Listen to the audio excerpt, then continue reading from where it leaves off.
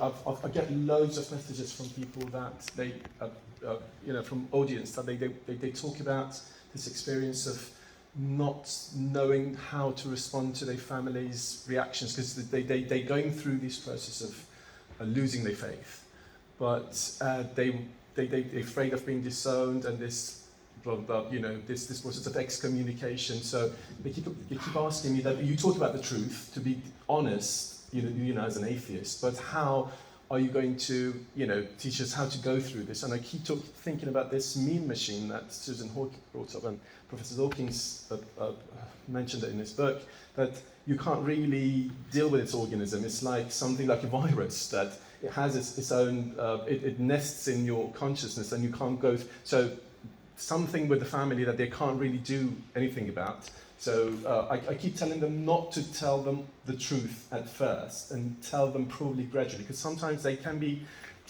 chucked out of the house. They just, yes.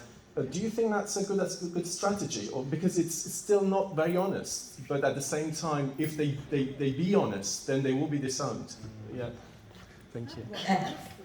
No, the number one thing I always tell people, because sometimes people do come to the support group and they're still living with the family, and they will use the chat box because they are even afraid to speak. They'll have the headphones in.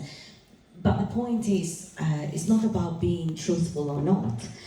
It's about safety. Safety is always number one. And I would say take it gradually, because if you do bring that shock, it shocks their system. And then immediately that individual will be shunned, or they will be made feel guilty because of your beliefs. Now look how you're making us feel. You're going against what we're believing. So yeah, can I just add to that?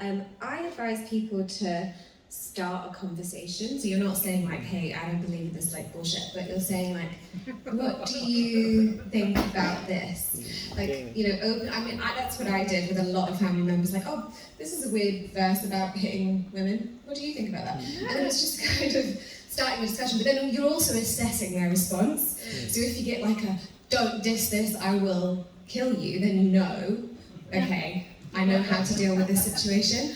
I was going to say something else, though, my mind's gone. But definitely gradual. Oh, the other thing I was going to say was, I forgot to mention, prepare like a backup plan if you are going to say something. So make sure you have an income and a job.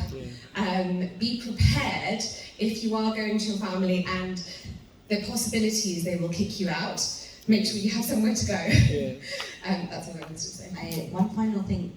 We cannot be too prescriptive about this. Having a support group is very important because people can share their experiences, and everyone in those support groups are at different stages. Means that you run, they're all at different stages. So, and what a better advice than from somebody who has gone through that process themselves. Yeah, yes, thank you. Okay, the gentleman just there who's had his hand up for a while, and can we